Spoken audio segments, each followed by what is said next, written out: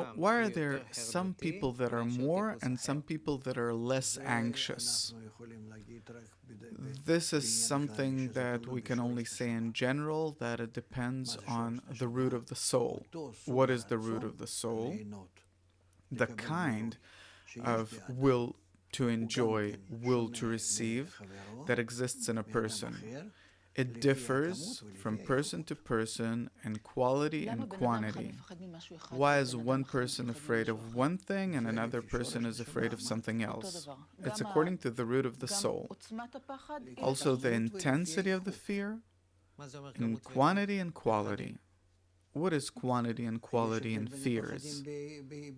There's a qualitative difference between fears. What are you afraid about? And there's a difference in quantity. Is it more or less? So, different types and their intensity. Yeah. Okay, now when you're saying that one person is afraid of one thing or another person is afraid of something else, it depends on the root of a person's soul. What is that? The root of the soul is the kind of desire, type of desire that exists in a person. The kind of will to enjoy or to delight, which is one and the same, only depending on what direction do you use it. What's the difference between fears that children have and fears that grown-ups have? Children's fears, I'd say that that's something standard that helps them grow. And they have to go through these fears because without that they might harm themselves. Meaning that it develops their personality, yes.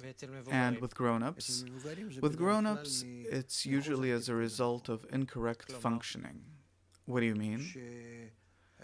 That they don't have the right interaction with their environment. They have bad relations with their environment. So as a grown-up, I'm responsible of becoming a part of that mechanism that you talked about, yes, and as a child, I'm still developing. A child is not obligated to connect with a good environment where he can develop actions of bestowal and love. Okay, asking about grown-ups now, because I understand that there is a vast difference between childhood and adulthood. Yes. We also see this from life. Okay, so I'm asking about a grown-up. As a grown-up, is it possible that something that frightened me a few years ago no longer frightens me and vice versa? Yeah. Why? Because you're developing. You're developing only due to different feelings of lack, that your desire is lacking, because the essence of a person is the desire, and then it directs a person at different fulfillments, states, actions, and therefore every time you're changing. Your desire is changing all the time. And accordingly, you have fears, anxieties. You're drawn to different sources of fulfillment. What happens to a person when he's afraid? In terms of the system that you're talking about, the feeling of the deficiency that a person experiences in his desire, that he's lacking, it directs him to search for how to compensate for it, meaning how to fill that empty place. And if he doesn't find it and the deficiency grows, he's willing to take any action in order not to feel the emptiness. He can drink alcohol and get drunk. He can take some drug, and so on. Or even commit suicide. Does it change over time? You talked about a process of change that a person goes through. Over the years, do our fears change? Yes. Over the years, our fear of not having basic material needs is changing for the lack of attaining the meaning of life. And therefore, the general despair that, as if there is no justified reason for it, is more common than any other problem, meaning despair, meaning what we feel in our will to enjoy.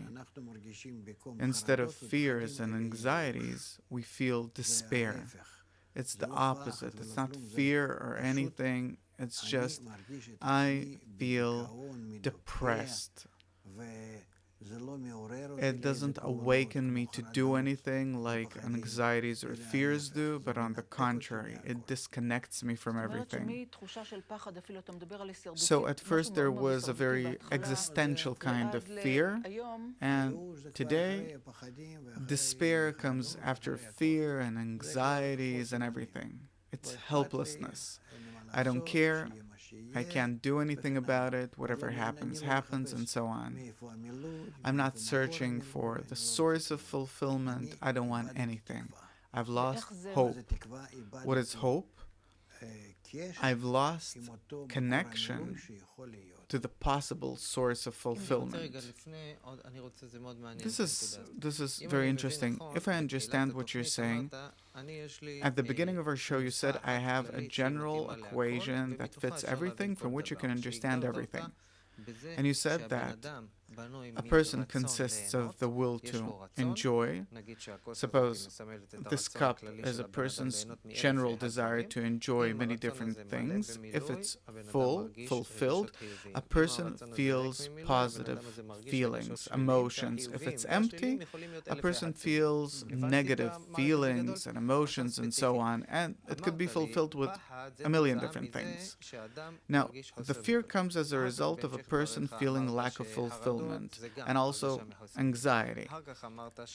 Then you said that also depression is the feeling of the lack of fulfillment, and now you told us that also despair is the feeling of the lack of fulfillment. So what's the difference between all of these? Because you put despair as the last item on the scale. Where is the fear? Where is the emptiness? Where are all of these things? What's going on in a person's inner world? I can't explain this. We have to talk about the structure of the desire then. The desire is made of 10 parts, and each of these parts is made of 10, and each of them is made of 10, and so on. And then, in a certain connection between all of these parts, in each person, that as if each person consists of the same parts, but the connection between them is typical of that person. That's called the particular structure of the soul. Suppose you have a computer, and I have the same computer, and so does she, and so on. But in each computer, the connection between the different parts is different. What does it mean? That there's a different program. What is a program? It's the orders of how to connect the different parts of the system. So it's different for everyone. Okay, this explains why people are different. Yes. Now let's take a single individual and compare between his different emotions. If I understand correctly, all the negative emotions are a result of the desire being empty. A person's desire, whatever desire, is empty, and this evokes a series of negative feelings. So, first of all, the feeling that I want something and I don't have it, I feel empty, right? I feel emptiness. When will emptiness turn into fear? I'll explain. I can fulfill myself by living like an animal in a cave, in the field, or at home, and I'm not connected to anyone.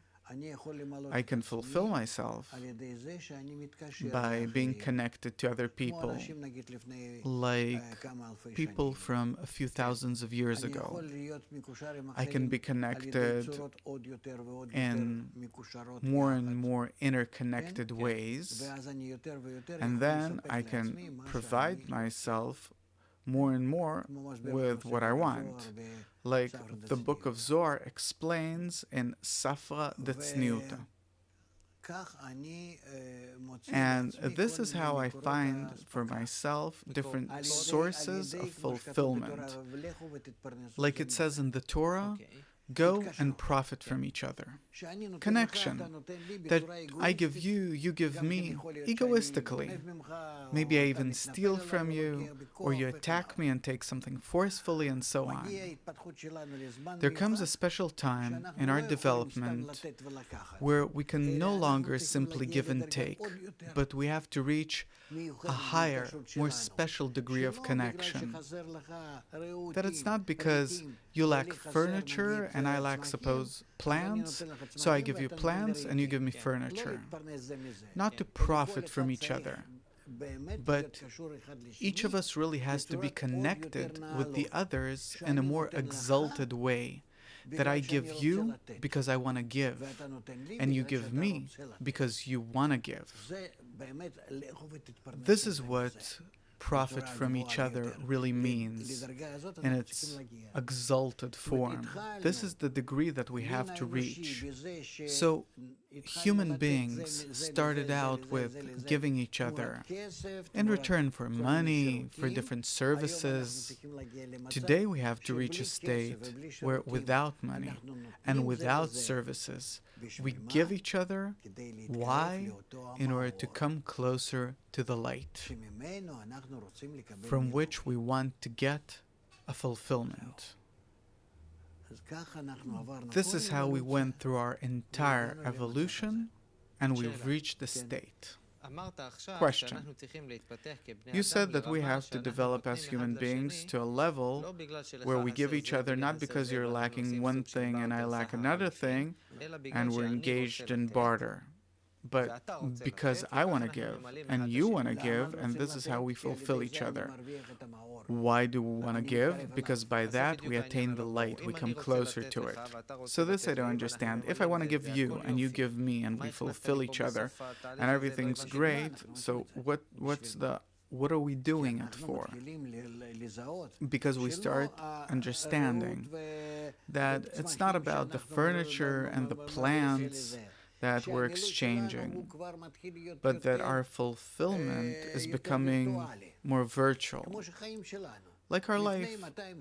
200, 100 years ago, we thought that we have to build big factories, big machines. Today, no. Some small machine does 1,000, 1,000,000 times more, produces 1,000,000 times more than before. What's the difference? Everything's becoming more airy, spiritual. We want a more and more spiritual fulfillment, and we feel a lack of fulfillment, and this is where all of our fears and anxieties that we can't rise above come from. Can you explain this? We have reached a state where today we have a problem of what will we fulfill ourselves with? How will we calm our fears and anxieties and despair and helplessness that humanity is experiencing? Only by the coming near of the upper light.